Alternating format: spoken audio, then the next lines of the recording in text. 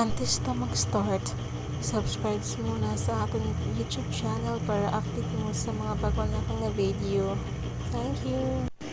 Hello mga be, ang akong rutina pang pagwapa tagagabi kay porcelana kagulay. Effective ni siya kaayo labi na kung sa aga o gabi siya ni mo mabutang. Dali ni siya kaya maputi sa imo na mga wagin ang imo mga ponggod. Then bugas-bugasan ako.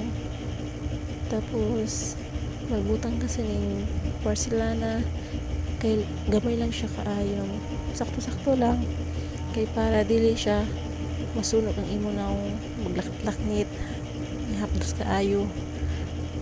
Then ang pagbutang lang sang ulay dapat medyo damo nya siguraduhan nimo labi na itong mga itom kaayo sa imo na para dali siya maputi.